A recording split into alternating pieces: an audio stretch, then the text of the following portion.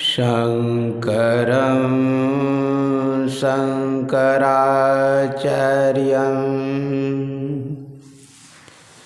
केशवं बादरायणं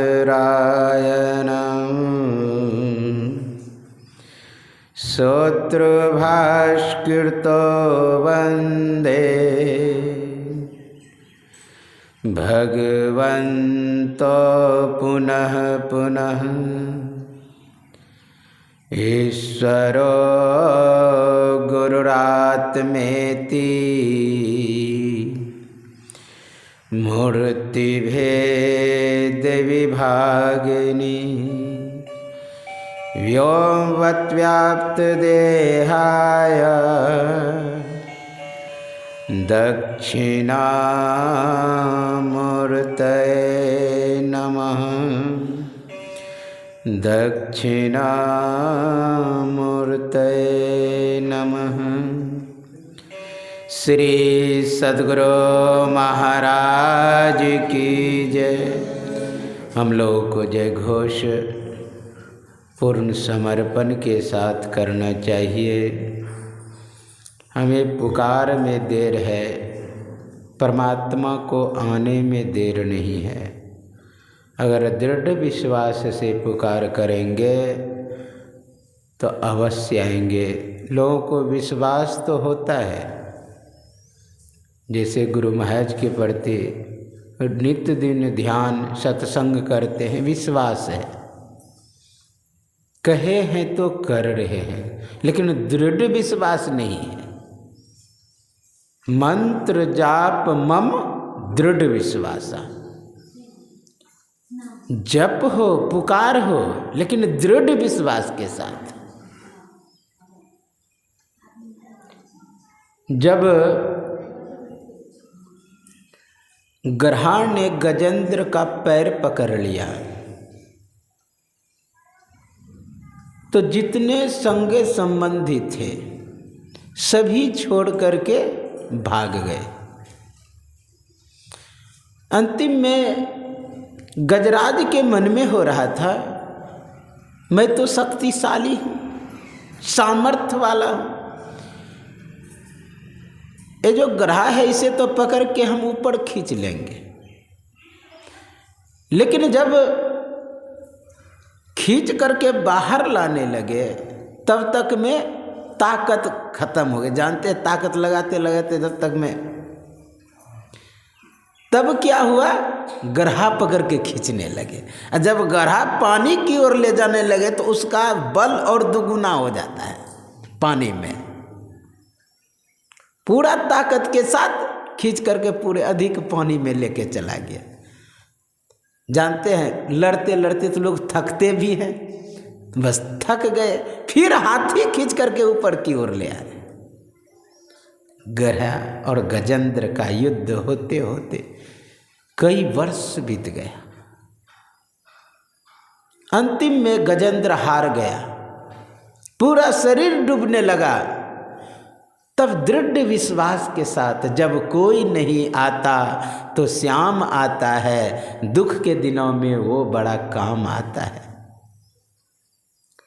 एक फूल लिया और फेंका चरणों में, कहा दुख हरो हरि। उसी समय परमात्मा का नाम हरि पड़ा। दुख के हरण करने वाले को हरि कहते हैं। वैसे वेद में भी आया, लेकिन हरि शब्द घोड़े के लिए आया है। तो यहाँ पर परमात्मा का नाम हरि है। ज्यों ही पुकार किए, भगवान इतना तेजी से भागे बचाने के लिए कि किसी ने पूछा कि प्रभु कहाँ जा रहे हैं, तो गौ बोला बैकुंठ में, तो जौ बोला हाथी गज के पास आकर के, हो बोला बैकुंठ में, तो थी बोला हाथी के पास आकर के। भागने के क्रम में मैया लक्ष्मी दौड़ती है कि कम से कम अपना पीताम्बर तो ले लीजिए, लेकिन मैया झटपट में पीताम्बर ना उठा करके अपना साड़ी ही उठा लिए और पकड़ा दिए। तो भगवान तो भागने में थे, एक हाथ से पकड़े, पीछे से गरुड़ भागते हुए। और महाराज कम से कम सवारी तो कर लीजिए, उतना बोलने का भगवान के पास समय कहाँ है। पीछे से जो आ रहे थे साड़ी में चंगुल गया लसक, जोर से जो खींचे गरुड़ सीधा आके कंधे पर बैठ गया। कहा कि जिंदगी भर तू ढोया है, आज मैं तुझे ढोता हूँ। इसीलिए उस प्रसंग में जहाँ भी मूर्ति बना हुआ है पीताम्बर नहीं है, नीलांबर है। वो पीताम्बर नहीं, मैया की साड़ी है वो। तो बैठ गए। जब आए गजेंद्र के पास तो पहले गधा का उद्धार किया, उसके बाद गजेंद्र का। एक हाथ से पैर पकड़ रहे, एक हाथ से आशीर्वाद दे रहे, एक हाथ से चक्र छोड़ रहे हैं। कहा प्रभु पैर क्यों पकड़ रहे हैं? कहा गजेंद्र को कि इसीलिए कि मुझसे विलंब हो गया। बोलिए इतना जल्दी आए फिर भी कह रहे विलंब हो गया, देर हो गया इसलिए पैर पकड़ रहा। किसी ने कहा प्रभु इतना जल्दी आने की क्या आवश्यकता थी? अगर गजेंद्र मर जाता तो आप जीवित कर सकते थे, डूब जाता तो उसे ऊपर कर सकते थे, पैर कट जाता तो सर्जरी कर सकते थे। इतना जल्दी क्या जरूरी थी आवश्यकता आने की? कहा यह तो निश्चित है कि गजेंद्र डूब जाता तो उसे ऊपर कर सकता था, मर जाता तो उसे जीवन प्रदान कर सकता था, और पैर कट जाता तो मैं सर्जरी कर सकता था। मेरा नाम लिया, मेरा नाम न डूब जाए इसलिए आना पड़ा।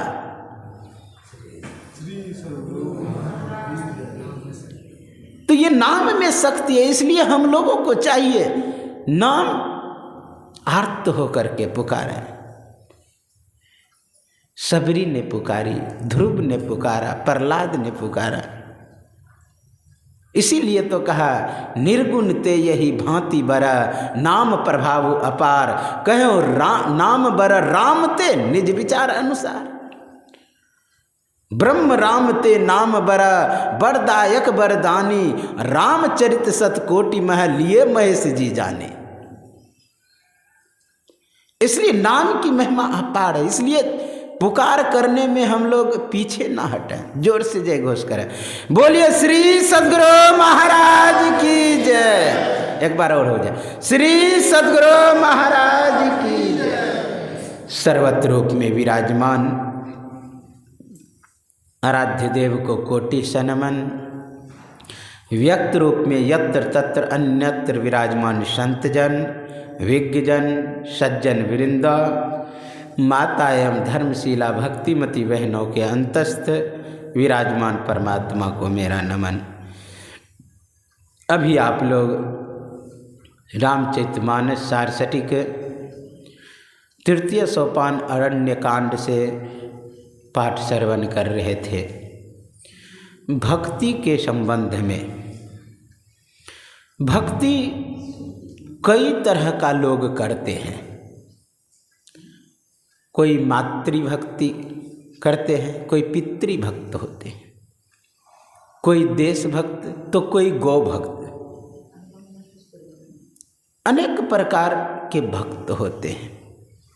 लेकिन भक्ति जो है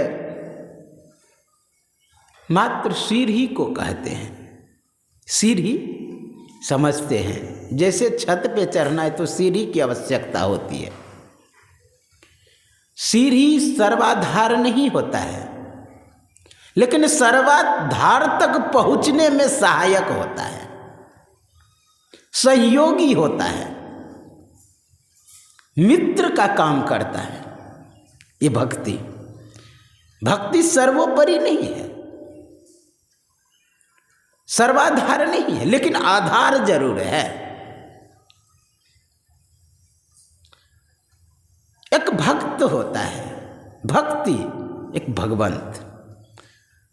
भक्त होता है सीढ़ी पे चढ़ने वाला, भक्ति है सीढ़ी, अब भगवंत है लक्ष्य यानी छत।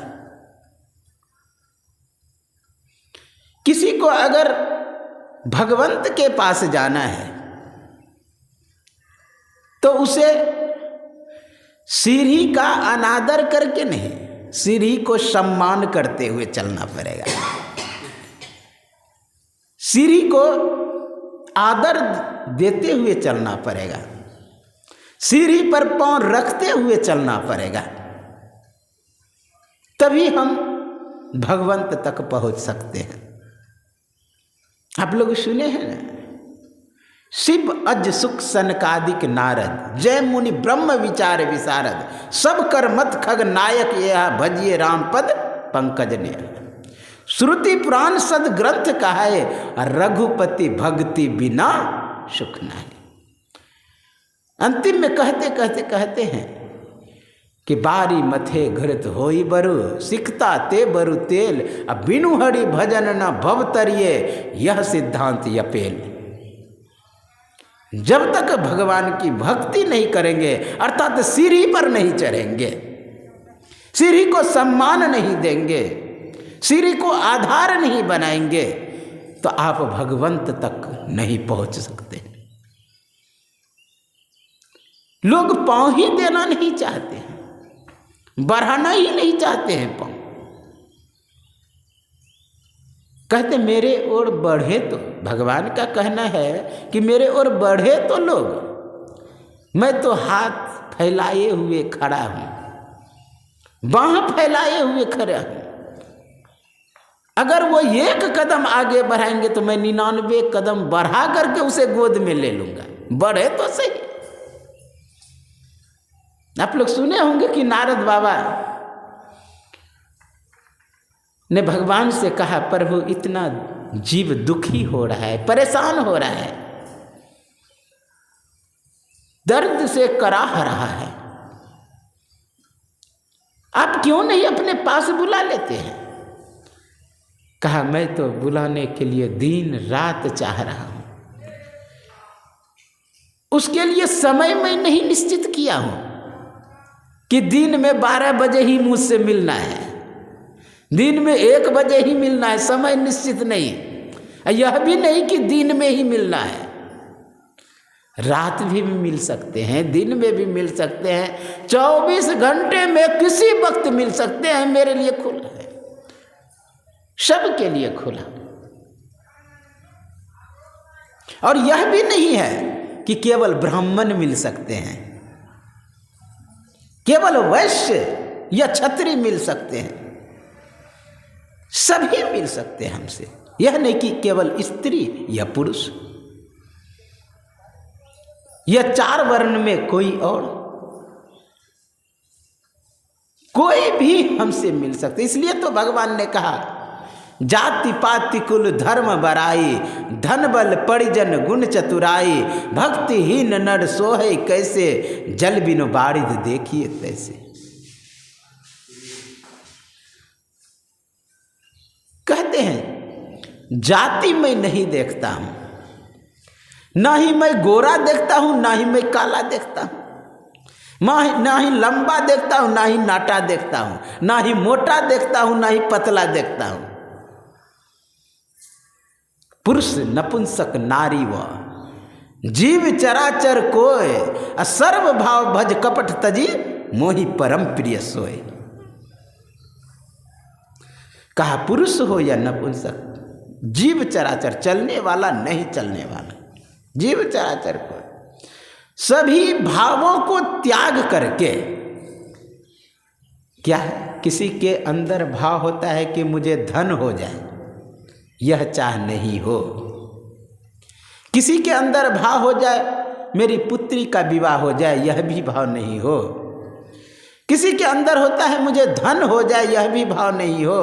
पुत्र हो जाए, यह भी भाव नहीं हो। मैं एक जिले का मालिक हो जाऊं, यह भी भाव नहीं हो।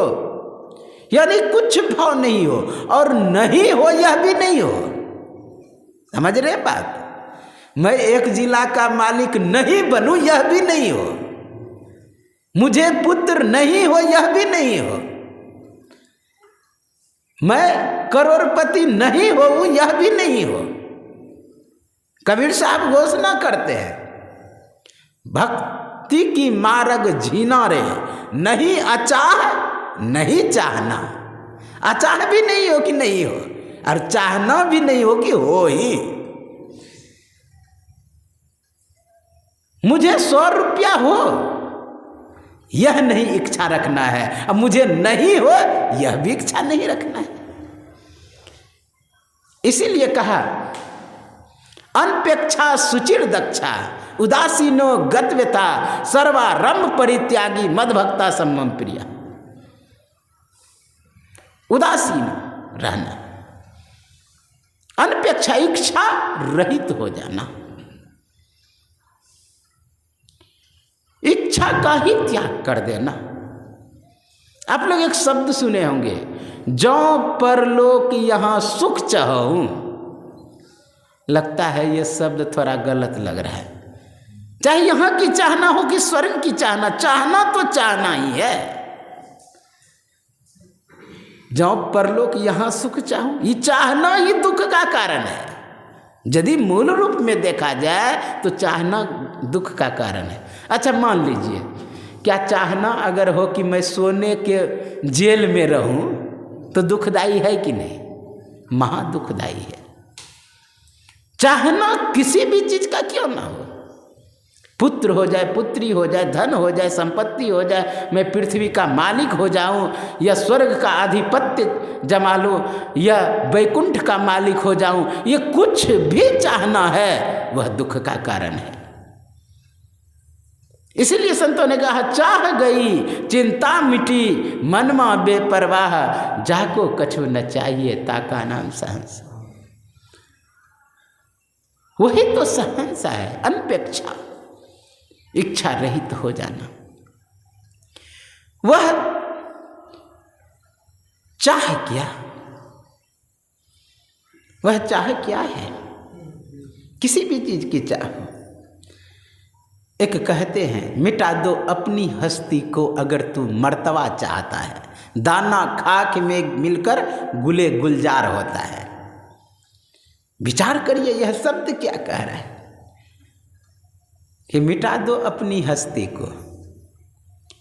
अच्छा, कोई बीज है, उदाहरण दिया कि मिटा दो अपनी हस्ती को, यहां तक तो ठीक है, मिटना तो ठीक है, नाश होना ठीक है, पूरी तरह अपने आप को समर्पित कर देना ठीक है। लेकिन अगर बाद में कह रहा है कि अगर तू मर्तबा चाहता है तो ये मिटना किस चीज की बात है?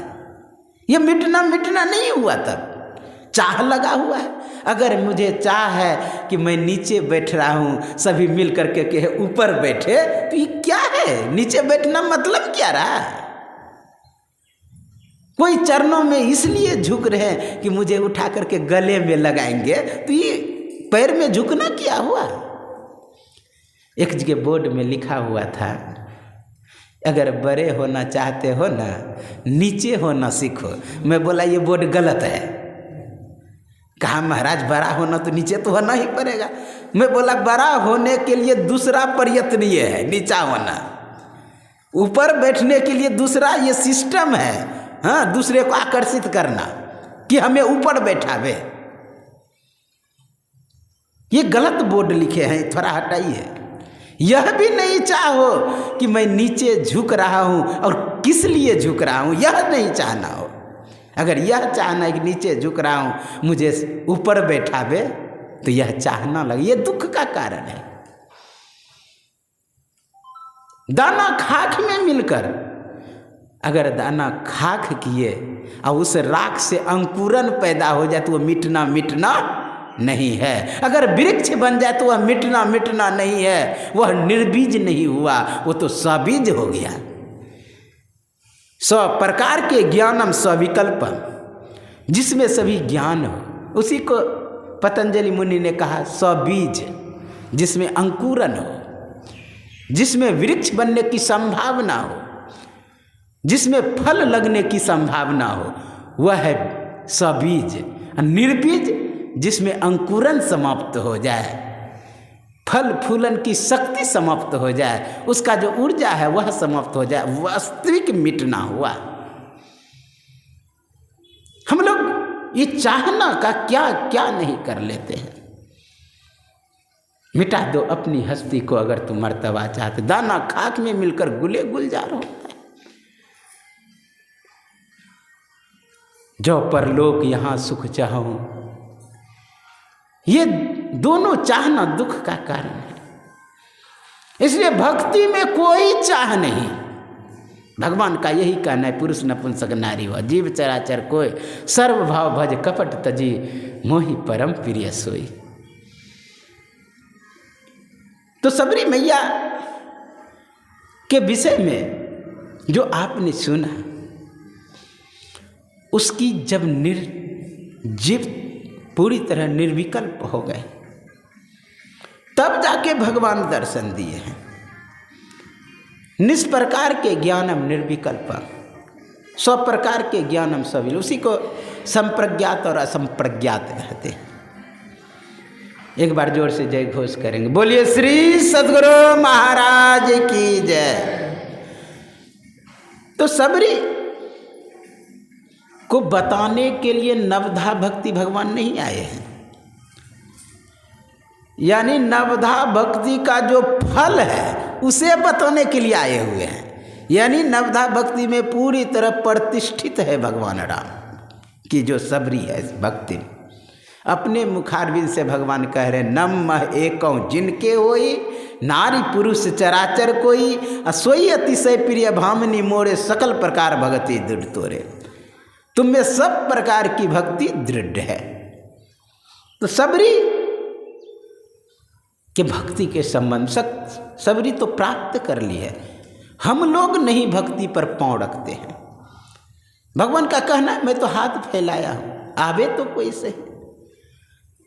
तो नारद गया बुलाने के लिए। जब बुलाने के लिए पृथ्वी लोक पे आया ना, तो एक युवक से कहता है, खेल रहे थे गेंद फुटबॉल के खेल रहे थे, जाके कहा कि अरे चलो भगवान बुलाए हैं वैकुंठ। कहा कि मेरा विवाह संस्कार अभी नहीं हुआ है, वो तो मना कर दिया। फिर एक आदमी से मिले, वो भी मना कर दिया।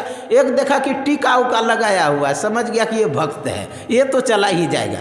क्योंकि लोग भक्त का जो वेश बनाते हैं, भक्त का जो बाना बनाते हैं, भक्ति के लिए भगवान के पास जाने का उसका लक्ष्य है।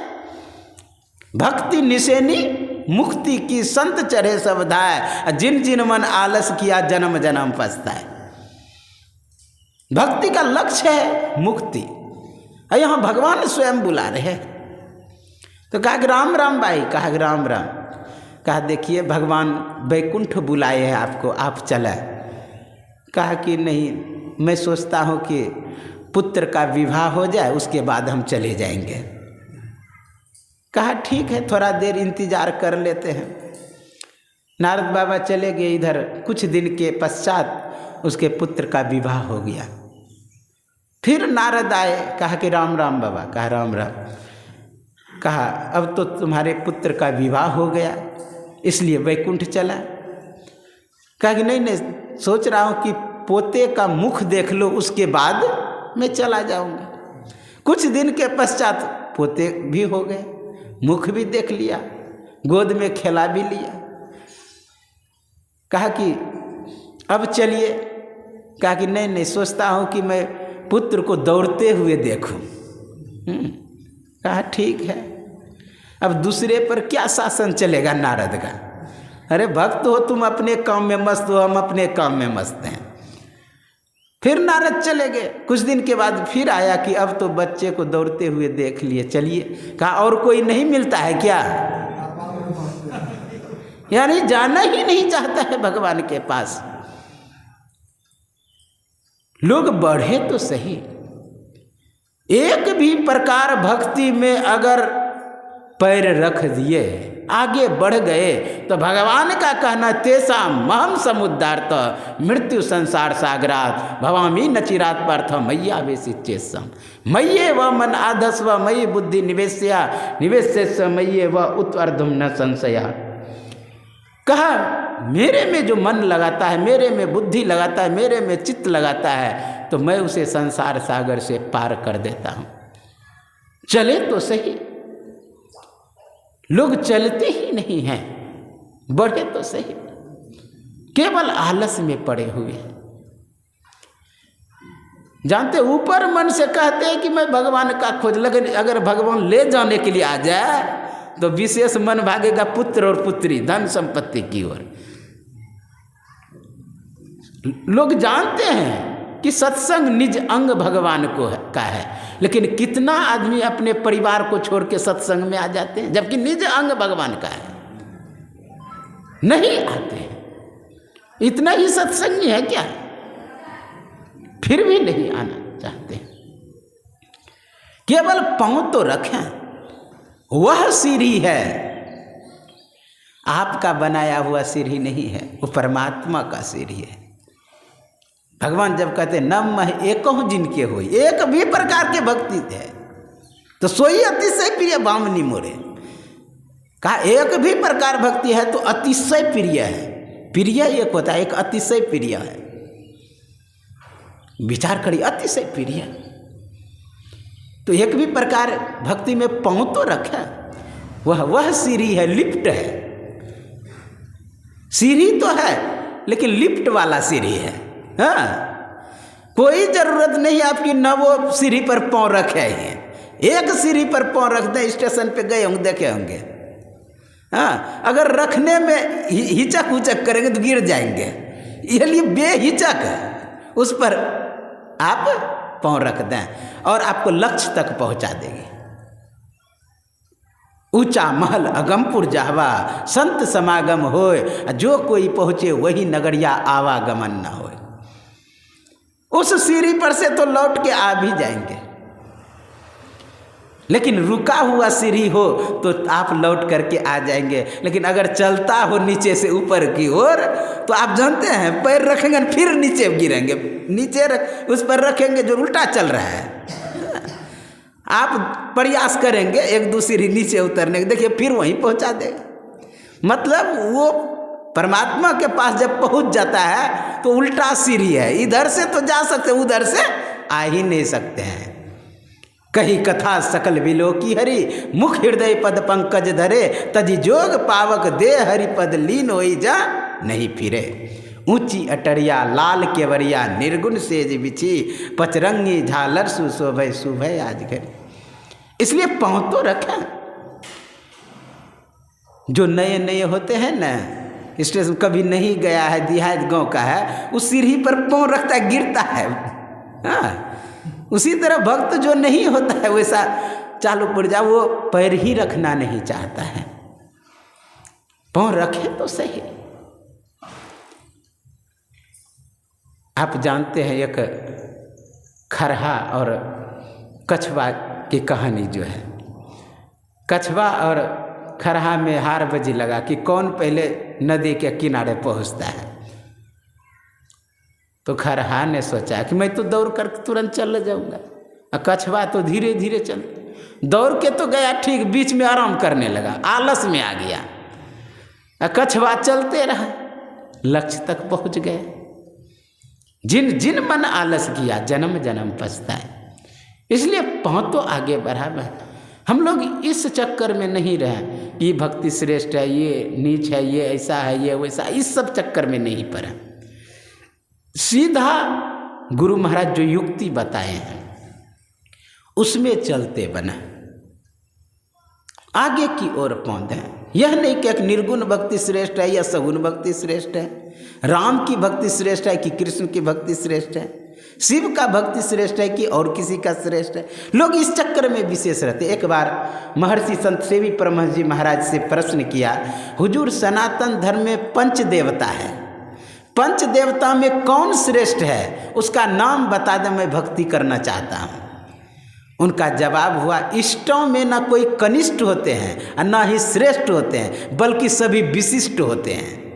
जिस पे आपको श्रद्धा है वहाँ से चलना प्रारंभ कर दें। इसलिए भक्ति में प्रारंभ करें चलना। यह नहीं कि निर्गुण श्रेष्ठ है सगुण श्रेष्ठ है, झगड़ा मत करें।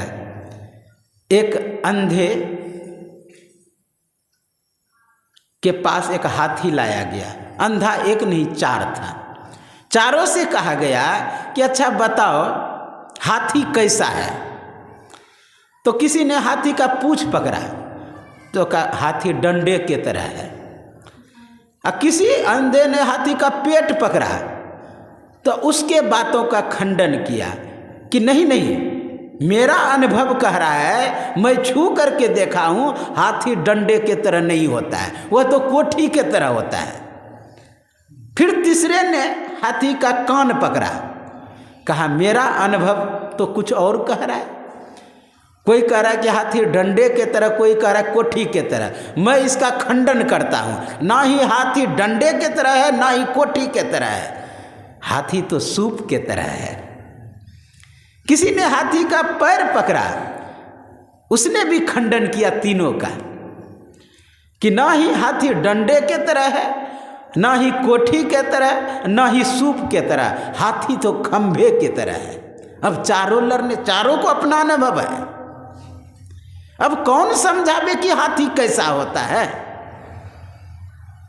परेशान। एक ज्ञानी व्यक्ति आया, कहा भाई इतना क्यों टेंशन लेते हो? अगर मैं कहूं कि भाई पंकज कैसा है, मैं बोलूं, तो आप अपने नज़र से देखेंगे, कहेंगे ऐसा है। मैं व्याख्या करूंगा अपने नज़र से कि ऐसा है। लेकिन पंकज से ही पूछ लिया जाए कि आप कैसा है, उसी तरह का कि हाथी से ही पूछ लो कि तुम कैसा है। क्योंकि अपने विषय में जितना लोग जानता है, दूसरे के विषय में कम जान सकता है। हाथी से जब पूछा तुम कैसे हो, हाथी ने कहा सब मैं हूं। कोई अगर कह रहा है कि डंडे के तरह हाथी है, वह भी मैं ही हूं। किसी ने कहा हाथी कोठी के तरह है, तो वह भी मैं ही हूं। किसी ने कहा हाथी सूप के तरह, तो वह भी मैं ही हूं। और किसी ने कहा हाथी खंभे के तरह, तो वह भी मैं ही हूं। भगवान कृष्ण से अर्जुन ने पूछा कि एवं सतत युक्ता ये भक्तों स्तम परिपासते य चाप्यक्षरम व्यक्त तेषां के योग वित्तमा। जो आप में लगातार लगा हुआ है, भक्ति करता है सगुण सकार का। और एक दूसरा भक्त है जो त्वक्षर में निर्देश्य मव्यक्त पर्युपासते, अव्यक्त की उपासना करता है, अक्षर पुरुष की उपासना करता है। तेषां के योग वित्तम, ये दोनों में कौन श्रेष्ठ है? तो भगवान कृष्ण ने कहने का कृपा किया, दोनों श्रेष्ठ है। भक्ति करना प्रारंभ तो करो, तब पता चलेगा। इसलिए हम लोगों को सम्मान करते हुए भक्ति को, प्रथम भक्ति संतन कर संगा, दूसरी रति मम कथा प्रसंगा, गुरुपद पंकज सेवा, तीसरी भक्ति अमान, चौथी भक्ति मम गुणगन करे कपट तजिगान, मंत्र जाप मम दृढ़ विश्वासा, पंचम भजन सुवेद प्रकाशा, छठदम शील विरति बहु कर्मा, निरत निरंतर सज्जन धर्मा, सातम सम्मोहि मय जग देखा, मोते संत अधिक करि लेखा, आठम जथा लाभ संतोषा, सपनो नहीं देखे परदोषा, नवम सरल सब छल ही ना, मम भरोस ही हरस न दीना। आगे कहते हैं जोगी वृंद दुर्लभ गति जोई, तो कह आज सुलभ भई सोई। हे सबरी, जोगियों को जो दुर्लभ है, दुर्लभ का अर्थ होता है दुर उपसर्ग है, लभ प्राप्त धातु से प्राप्त शब्द बना है। दुर्लभ यानी सुलभता से जो प्राप्त नहीं हो, सुलभता से जो उपलब्ध नहीं हो, वह कहते हैं दुर्लभ। तो भगवान राम कहते हैं सबरी को, जोगी वृंद दुर्लभ गति जोई। हे सबरी, जो जोगियों के जो दुर्लभ है वह तुम्हें सुलभ हो गया। जोगी वृंद दुर्लभ गति, तो कहा आज सुलभ भई। मम दर्शन फल परम अनुपा, जीव पाओ निज सहज स्वरूपा। कहा मेरे दर्शन का यही फल है कि जीव अपने स्वरूप को प्राप्त कर लेता है। हम लोग इसलिए देखिए, भगवान राम क्या है, सगुण साकार में है ना, सगुण साकार में। लेकिन उनके दर्शन का क्या फल है?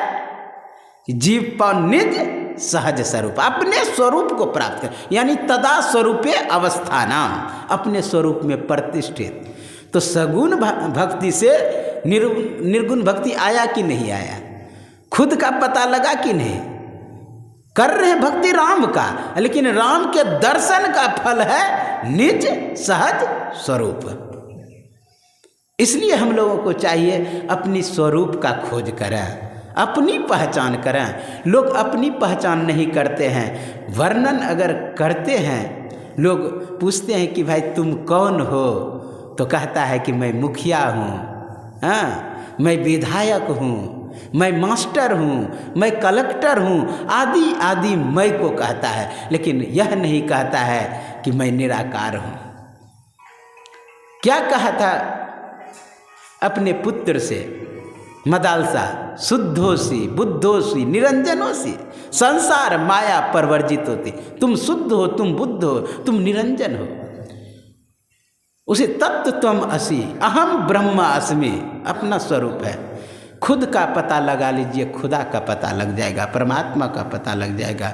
इसलिए अपनी खोज करें तो भक्ति पूरी हो जाएगी, अपना परम कल्याण हो जाएगा। यह सत्संग जो कराए सुशीला दीदी अति ही उत्तम काम कराए। मैं गुरुदेव से प्रार्थना करता हूँ कि इसके घर में सुख शांति समृद्धि बना रहे। तमसो माँ ज्योतिर्गम्य, असदो माँ सदगम्य, मृत्युर्मा अमृतगम्य। इसी वाणी के साथ मैं अपने वाणी में विराम देता हूँ। बोलिए सर्वे भवन्तु सुखना, सर्वे सन्तु निरामया, सर्वे भद्राणि पश्यन्तु, माँ कश्चित् दुःखभाग् भवेत्। ओम शांति शांति शांति। श्री सद्गुरु महाराज की जय। श्री सद्गुरु महाराज।